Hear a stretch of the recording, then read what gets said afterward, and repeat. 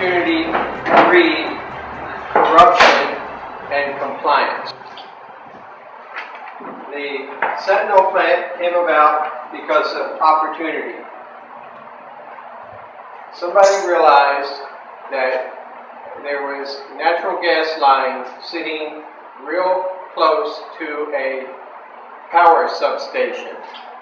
And if they put a power plant there, they would only have to run a couple of thousand feet of gas line and a couple of hundred feet of copper cabling to tie into the substation. What they didn't consider was what negative health effects this plant was going to cause, and they're considerable. According to the California Energy Commission's records, it will put 1 million tons of CO2 into the Coachella Valley every year for 30 years. It'll put 112,000 pounds of something called PM 2.5. Now, I didn't know what PM 2.5 was when I first got involved with this, but it turns out it's a metallic substance formed by the burning of the gas combined with ammonia and water. They really don't know what the actual chemical makeup is going to be, and they'll probably never tell us, but it's going to be toxic. According to the EPA, this PM 2.5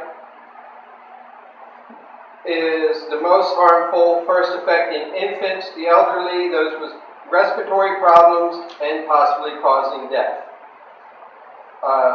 They tightened their guidelines in January so as to provide increased protection against health effects associated with long and short-term exposures, including premature mortality, increased hospital admissions, emergency room visits, and development of chronic respiratory disease. Yes, we believe that they rushed it. They were working day and night to get this plant online because the EPA was coming out with tighter regulations on PM 2.5. In fact, they were able to basically grandfather themselves in by going online now. That's why I bring this map to show the way that these mountains are, the way the winds come. There is nowhere for this pollution to go except towards the residents of Coachella Valley. And the EPA tells me that when this stuff finally falls down, which may happen when it rains, when it finally comes to the ground, it's not done. It's going to then go into our water table. It'll sit on anybody, anything that's outside. It'll sit on their plants. It'll go into the water table, and it'll come back. It will stay here, not as long as San Onofre's radioactive waste, but it'll outlive us. Where we're developing alternative energies, and we're developing better batteries. To tie ourselves into 30 years for a major polluter is unconscionable. They're taking 2,000 gallons per minute of some of the best water in Southern California. It's mountain water that comes from these mountains, comes down to an aquifer near Desert Hot Springs. It's called Mission Springs Water District has access. It's called Mission Creek Aquifer. This water wins taste tests almost every year back in Berkeley Springs, West Virginia.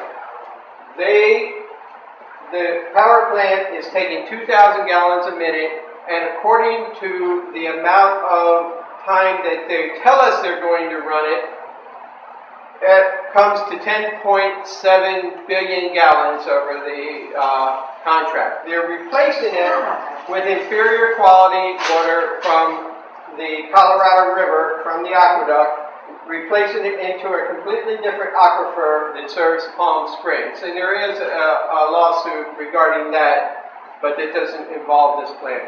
Mission Springs is not really getting very much at all. They did get a couple of million, maybe $3 million worth of upgrades for their pumps out of the mitigation money. Out of that $53 million, they got a little bit of it.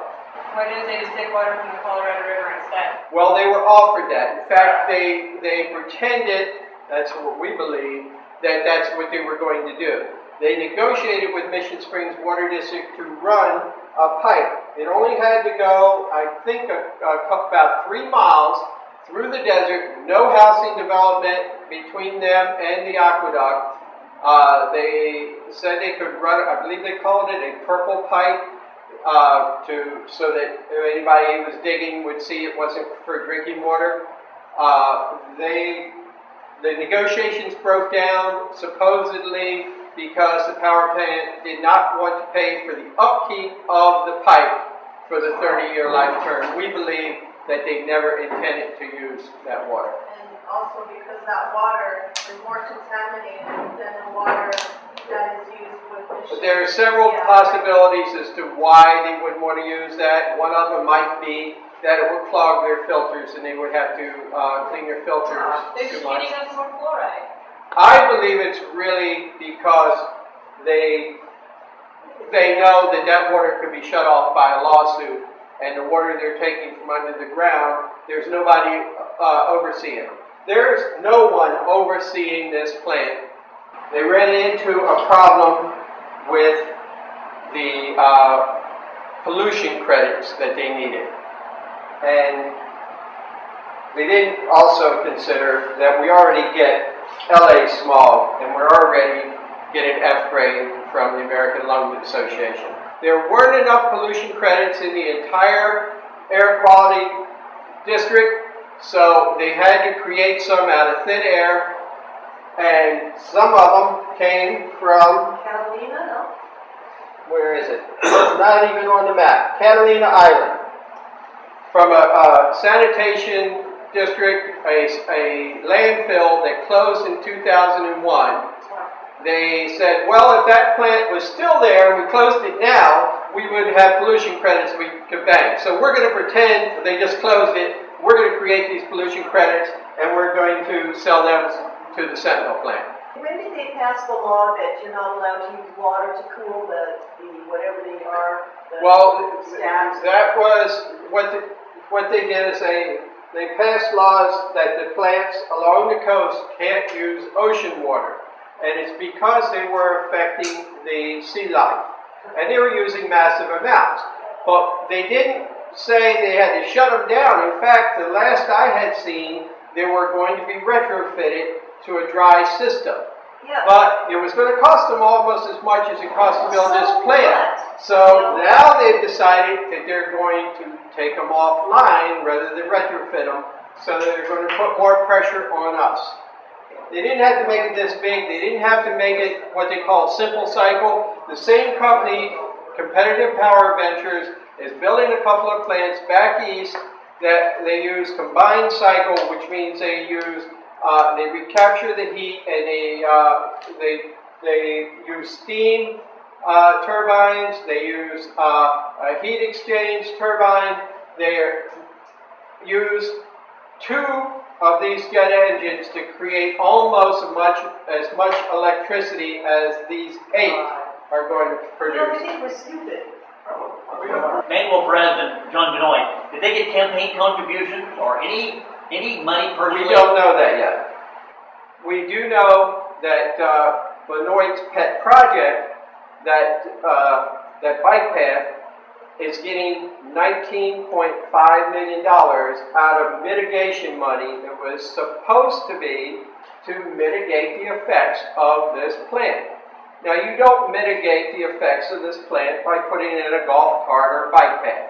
You mitigate it maybe by putting in solar panels on people's roofs. But Edison, who is going to be buying this electricity, asked AQMD, South Coast Air Quality Management District, not to allow residential rooftop solar to be considered in that mitigation money. Did you explain how to contact people over pollution and what people can do and how they can get involved? If you can share that with us, please. Fires. We Like, have, somebody we wants to have, listen on the internet, what we do they have call? a Facebook page, Stop Sentinel, Facebook, Stop Sentinel. Could we Anybody Your give me phone number, address? we have, address, Post Office Box 99, Desert Hot Springs, anybody know the zip code? 92240. 92240. Post Office Box 99 for 99%. Desert Hot Springs, California. 92240. Okay, let's give Bob a round of applause, I think. Thank you, Bob.